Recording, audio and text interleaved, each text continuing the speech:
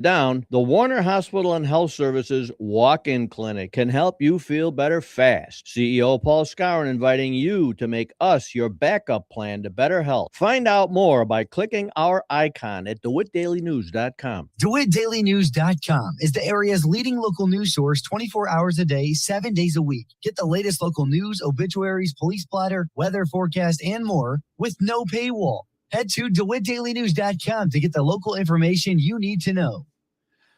From the Hart Media Group newsroom and DeWittDailyNews.com, I'm Ben Hubbard with this expanded morning newscast.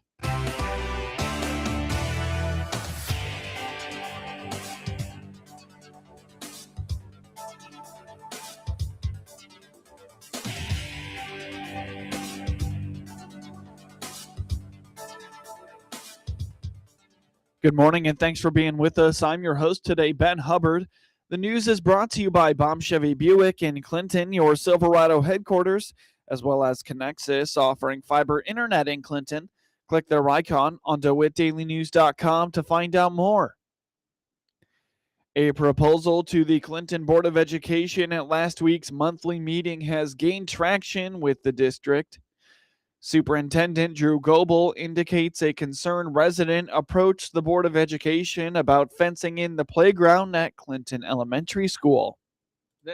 Putting a fence around a portion of the playground in the front of the building, that has been a debate for, again, many years. I was actually, I think I was the assistant principal at the junior high when CES was being built. I've been at Clinton for over 15 years. So I've lived through the building of that school. So that is not a new concept, but we did have during the public participation, we did have a person request or explain the need to fence in a portion of the playground. So we are exploring that. I've worked with our buildings and grounds director. I've worked with the principal and assistant principal on what that would look like. It's being looked at.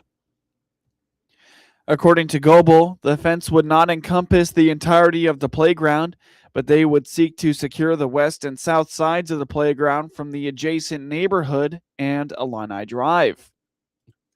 It would not be a huge fence around everything. It would be possible. There's on the south side of CES, there's almost like a little courtyard area. Mm-hmm. So we would look at making sure that area was fenced in. Mm-hmm. And then I think we'd go all the way up to Illini Drive because there's a lot of traffic. Mm-hmm. And I know that from where the school's at to Illini Drive, there's a lot of space between those areas. However, we have kids that play kickball. There's kids that play around in that area. And so having the fence go all the way out to Illini is something that we're looking at. And then coming back along that sidewalk. And that's where things would not come. I envision not in completely putting a fence around everything because you have the school there. Goebel calls it a safety issue and feels it would be a good barrier to keep kids safe at CES. I would say the design that we're looking at would enclose like 95% of that area. Then if you'd even consider the school as part of keeping that area in, there would be an area that would not be enclosed. But if we would have staff, it'd be very difficult for somebody to sneak off. So that is something we're looking at because we do have some special need kids but not only special need kids, but we do that will run, and we have the neighborhood to the south, and we don't want kids getting in there, running through the neighborhood. Right. We don't want anyone running in the traffic. So it's a safety issue. And so that's something that we are definitely looking into. The district would likely see the fence built in the summer when approved by the Board of Education later this spring. Coming up shortly on this expanded newscast, U of I Extension to host Master Gardener Training Program. A Central Illinois lawmaker is reintroducing legislation that would address the state of Illinois' issues with its dealings in renewable energy. State Senator Sally Turner indicates one issue she has with the state's handling of wind and solar is what she calls archaic and wants the state to make its first update in nearly 20 years. Even though it's the same legislative session, the 104th that we've been in, we have the opportunity to reintroduce bills that we've already filed, just so that it gets put on the radar better, if you will. So I've only refiled a few of them, but one of them, and I think I briefly talked to you about before, was, in our area, and especially in that DeWitt, McLean area, we have tons of solar and wind.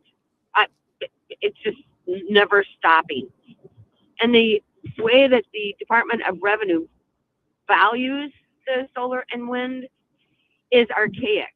It's been the same way back from the were originally evaluated in 2006. So what I did was I increased the base value. They could still do the same calculation that they put on it, like the CPI, and there's some other calculations of what they pay in tax.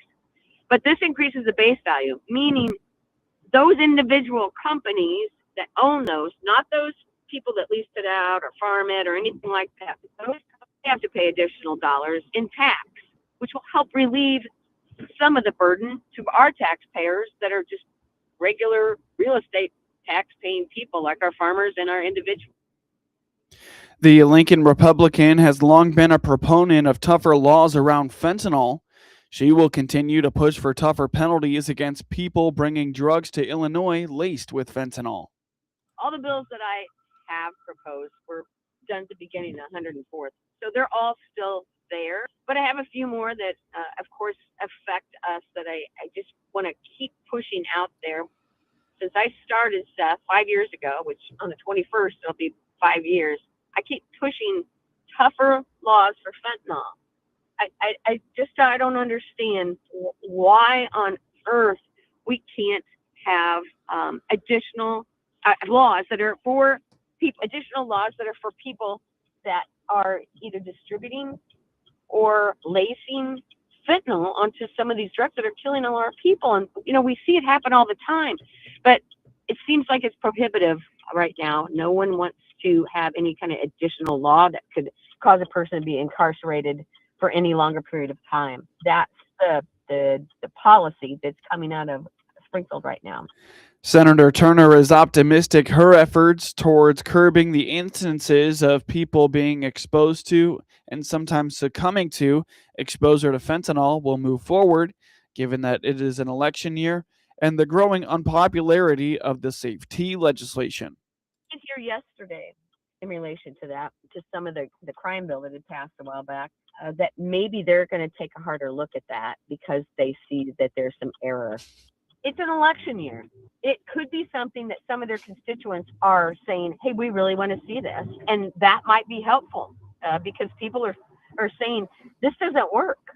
This is not working. This failed Safety Act or Unsafe Act, if you will. So I think maybe we might see some of that, which I'm very hopeful to hear. But time will tell, of course. But again, it's election year, and you never know what's going to happen in election year. The renewable energy efforts for conservative lawmakers continue as Illinoisans battle record high power bills. Meanwhile, the state continues to supersede local control around the development of renewable energy. You're listening to the WHOW Morning Show. Let's take a quick break with a word from our sponsors. Happy New Year from all of us here at Baum Chevrolet Buick in Clinton and Farmer City. This is Scott Baum. Most of our customers trade for a different SUV or truck because their needs change each year. That's good because we have transportation options for you. Plus, we need your trade. Our selection of top quality pre-owned trades come from you. Come see our ever-changing Chevrolet and Buick inventory today. Chevrolet, together, let's drive. BaumChevyBuick.com, right from the start. Experience the power of better connection with Connexus Fiber Internet. Connexus delivers ultra-fast, reliable speeds to keep you connected at the speed of life. Whether you're working from home, streaming your favorite shows, or gaming with your friends, Connexus has you covered. Say goodbye to buffering and dropped calls and say hello to fiber fast internet. Ready to upgrade your connection? Sign up today by clicking the Connexus icon at DeWittDailyNews.com. Nothing connects us like Connexus. News time is 20 minutes after the top of the hour. You're listening to the WHOW Morning Show. The Master Gardener program provides local experts for all of your gardening inquiries. Terry Casey, University of Illinois Extension Director for Logan, Menard, and Sangamon counties, explains that if you have a passion for backyard agriculture and helping your community, now is the perfect time to get signed up for training to become a Master Gardener. She notes it's on Tuesdays from February 3rd to April 14th from 9 a.m. to noon. Master Gardener training will be picking up again. It runs February 3rd through April 14th, and it goes from 9 a.m. to 12 p.m. once a week on Tuesdays. And so it's a very comprehensive program. If someone's not familiar with the Master Gardeners, it's just celebrated its 50th anniversary. It's throughout the state. And what it is that Master Gardener volunteers go through this 12-week, 12-session training process where they learn about botany, annuals, perennials, soils, insects, pests, wood ornaments, vegetables, fruits, turf, pest management, wildlife, anything you could think of garden related. And they get kind of a 12-week intensive that really helps them, up their gardening game and to even learn more. And so at the end of that period, some people choose to go through the trainings just because they want to be a better gardener or they want to know more about all of those topics. Others want to continue after that in a volunteer capacity where they help other folks in the community have better gardens, have better lawns, healthier trees.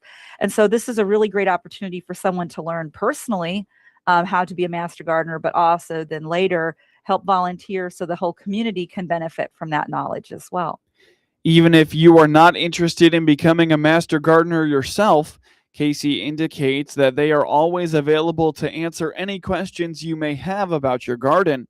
From pest identification to best recommended growing practices, Casey emphasizes that they are extremely knowledgeable.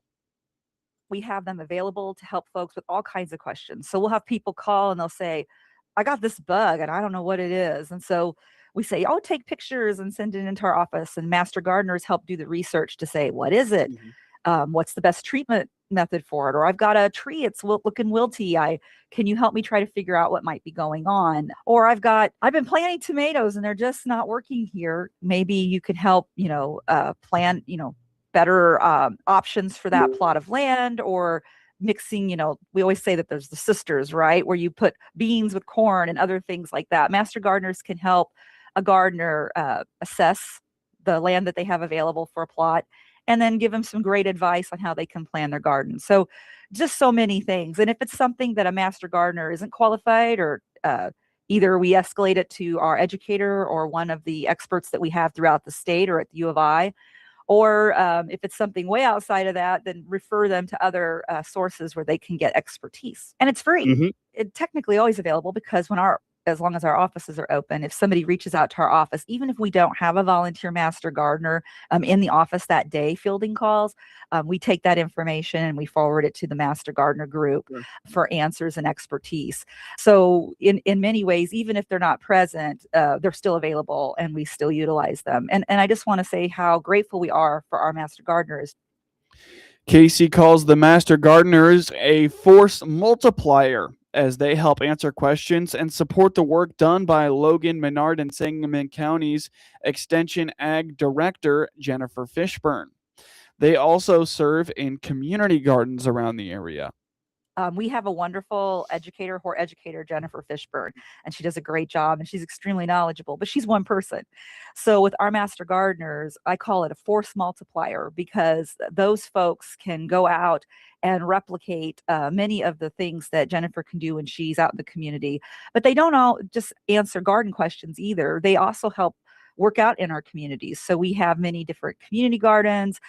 We have different programs that we'll do, demonstration gardens throughout the area. And this is across the state with our Master Gardeners, not just in Logan, Menard, and Sangamon County. So Master Gardeners also help teach classes on pruning and pest management and all kinds of things that you need to do. So they are very multifaceted volunteers. It runs on Tuesdays from 9 a.m. to 12 p.m. starting February 3rd through April 14th. And we kind of do a hybrid approach. So we have some pre-recorded information that folks can gather, tune into, and then once a week we meet in person to come back and look at that information, and then also hear from in-person speakers. And it is a Sangamon County Extension Office in Springfield. There is a $225 charge. However, we do have waivers and for those fees. If people find that they just can't afford it, but they really want to do it, we want to work with those folks. We never want the cost to be a barrier to someone getting that information. Sure. You can learn more about trainings and find more information related to the Master Gardeners program by visiting extension.illinois.edu/MG. To follow along with the extension in Logan, Menard, and Sangamon counties, find them on Facebook. Illinois Farm Bureau local government priorities include growing the Allies in Agriculture program, many of which can just be summed up under this umbrella topic of engagement. Engaging at the local level is how we're going to achieve these priorities. The Allies in Ag program is the definition of engagement. And to date, we have over half of our counties where the County Farm Bureau has gone to the county board, and the county board has supported a pro-ag resolution that says, as a county, we support agriculture.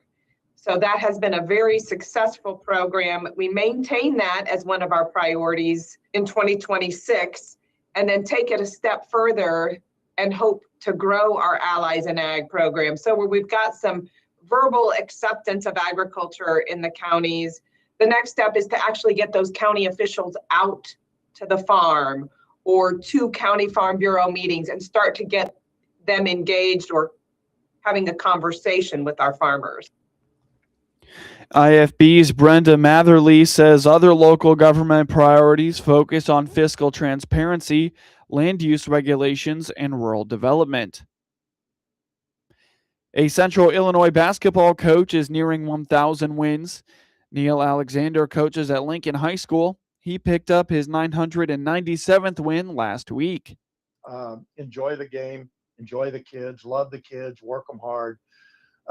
Today's kids, you can't be so negative with them that, it's more of a pat on the back, learn to read kids. There's different ways to get kids to play hard.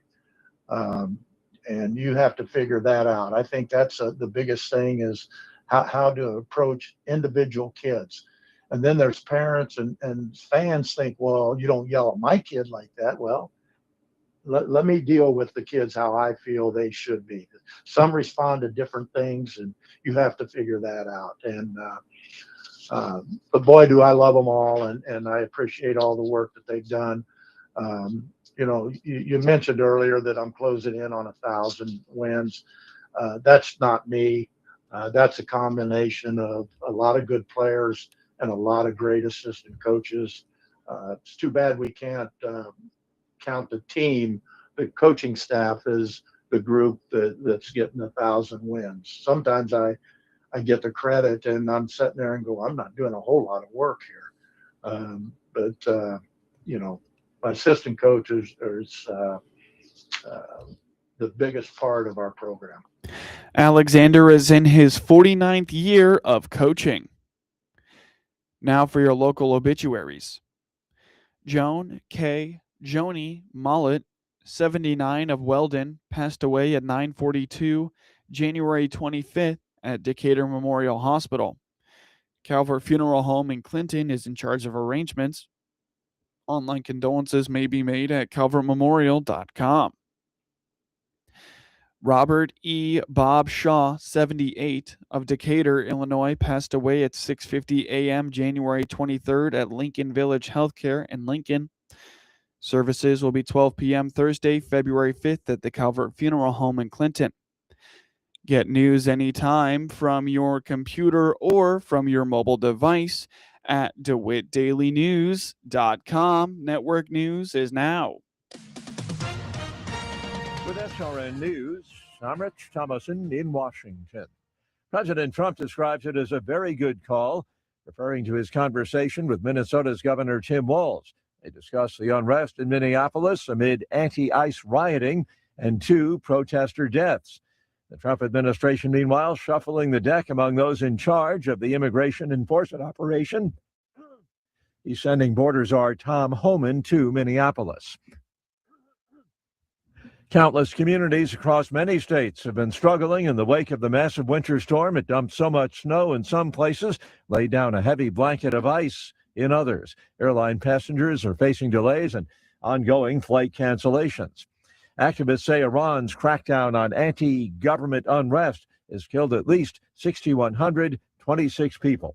On Wall Street, Dow futures down 124 points. More details, srnnews.com.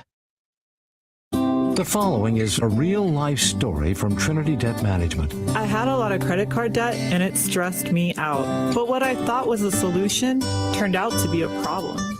I kept hearing ads about debt settlement that seemed too good to be true. And actually, it was. When I called, they told me to stop paying my bills. That didn't sound right to me at all, so I hung up. Later, I found out that debt settlement is bad, real bad. Then I learned that there is a right way to pay off your credit cards.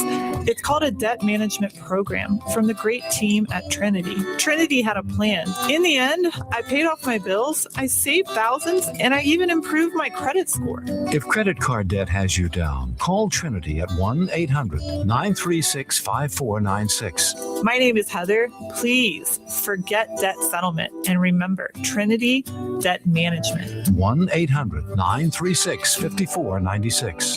From the Hart Media Group Sports Desk, IL Sports Wire, and DeWittDailyNews.com, I'm Ben Hubbard with this local sports report. Luka Doncic had 46 points, 11 assists, and 7 rebounds, and the LA Lakers cooled off the Chicago Bulls with a 129-118 victory on Monday night. LeBron James scored 20 of his 24 points in the first half as Los Angeles improved to 3-1 on an 8-game trip. Rui Hachimura added 23 points on 9 for 11 shooting. The Lakers were swept by Chicago in their 2-game series last season, including a wild 119-117 loss at the United Center on Josh Giddey's half-court shot at the buzzer. Kobe White scored 23 points for Chicago on Monday night, and Ayo Dosunmu had 20. The Bulls had won 4 in a row and 5 of 6 overall. Chicago went 18 for 49 from three-point range. It has made at least 17 three-pointers in its last 5 games. Los Angeles led by as many as 20 points, but Chicago closed to 81-80 on Nikola Vucevic's 2 foul shots with 6 minutes and 42 seconds left in the third quarter. But Marcus Smart responded with a 3-point play for the Lakers. Doncic then made 2 free throws, and Hachimura connected from deep to make it 89-80 with 4 minutes and 38 seconds left. Doncic made a 3 and another foul shot to lift Los Angeles to a 104-89 lead going into the fourth. Doncic scored 20 points in the third on 6 for 9 shooting. The Lakers shot 56%, 46 for 82 from the field, including a 16 for 33 performance from three-point range. The Bulls had 6 players score in double figures. Vucevic had 18 points and 11 rebounds, and Giddey finished with 19 points. Los Angeles moved in front with a 25-6 run that started late in the first quarter and carried over into the second. James's fast break jam made it 51-37 with 7 minutes and 19 seconds left. The Bulls closed the first half with a 7-0 spurt, trimming the Lakers' lead to 69-56. Doncic had 17 points and 8 assists in the first half. The Lakers are at Cleveland on Wednesday night, while the Bulls are at Indiana on Wednesday night. The Chicago White Sox added Seranthony Domínguez to their bullpen on Friday, agreeing to a $20 million 2-year contract with the right-hander. Domínguez, who is 31 years old, played for Baltimore and Toronto last year, going 4 for 4 with a 3.16 ERA and 2 saves in 67 games. He was traded to the Blue Jays on July 29th. Chicago had some additional payroll flexibility after trading center left fielder Luis Robert Jr. to the New York Mets on Tuesday night. Domínguez will likely close games with his new team. The rebuilding White Sox finished last in the AL Central last year with a 60-102 record, a 19-game improvement from the previous season. They signed Japanese slugger Munetaka Murakami to a $34 million two-year contract in December, and speedy infielder Luis Angel Acuna came over in the Robert trade. The White Sox also have a promising group of young position players that includes Colson Montgomery, Kyle Teal, and Chase Madraw. Domínguez made his major league debut with Philadelphia in 2023. He is 23-23 with a 3.50 ERA and 40 saves in 322 career games. He also has 360 strikeouts in 306 innings. Domínguez pitched in 12 postseason games in 2025, helping Toronto reach the World Series. He went 2-0 with a 3.18 ERA. The Chicago Cubs have signed outfielder Dylan Carlson to a minor league deal that includes an invitation to big league camp for spring training. The Cubs announced the contract on Monday. The 27-year-old Carlson is expected to compete for a backup job. He batted .203 with 6 homers and 20 RBIs in 83 games with Baltimore last season. Carlson was selected by St. Louis in the first round of the 2016 amateur draft. He hit .239 with 34 homers and 161 RBIs in 447 games with the Cardinals before he was traded to the Tampa Bay Rays in July 2024. The Chicago Bears thrilled the city in Coach Ben Johnson's first season as head coach. They pulled out one comeback win after another on their way to capturing the NFC North Championship after finishing last in the division. They advanced in the playoffs for the first time in 15 years by rallying to beat Green Bay in a wild card game before losing in an overtime thriller to Matthew Stafford and the LA Rams in the divisional round. The Bears are starting from a stronger position with Caleb Williams on his way to becoming a franchise quarterback after setting the team's single-season passing record in his second year, and Johnson looking like the coach to lead him to that next level. It's a big change from last January when the team was reeling after finishing 5-12 and firing former coach Matt Eberflus along the way. Now, for the first time since he was hired in 2022, general manager Ryan Poles heads into the offseason with a contender rather than a rebuilding project. The Bears hit big with tight end Colston Loveland in the first round, receiver Luther Burden in the second, and running back Kyle Monungai in the seventh. Loveland, the number 10 pick out of Michigan, led Chicago in receptions with 58 and yards with 713, and tied for the team lead in touchdown catches with 6. The speedy and elusive Burden had 652 yards receiving, and the hard-running Monungai rushed for 783 yards as part of a productive tandem with DeAndre Swift. The Bears have some decisions to make at safety with All-Pro Kevin Byard and Jaquan Brisker set to become free agents. The 32-year-old Byard, who led the league with 7 interceptions, said this week he'd like to return, and Poles would like to have him back. Poles also acknowledged the need to improve the line on a defense that ranked 29th overall and 27th against the run. Chicago tied for 22nd in sacks with 35, but the Bears appeared to have the two most important pieces in place, the coach and the quarterback. In scores from around the NBA last night, the Atlanta Hawks took down the Indiana Pacers 132-116, while the Charlotte Hornets beat the Philadelphia 76ers 130-93. The Cleveland Cavaliers beat the Orlando Magic 114-98. And the Memphis Grizzlies fell to the Houston Rockets 108-99. The Boston Celtics beat the Portland Trailblazers 102-94, and the Minnesota Timberwolves took down the Golden State Warriors 108-83. In the NHL last night, the New York Rangers beat the Boston Bruins 4-3. The New York Islanders shut out the Philadelphia Flyers 4-0. The Tampa Bay Lightning shut out the Utah Mammoth 2-0.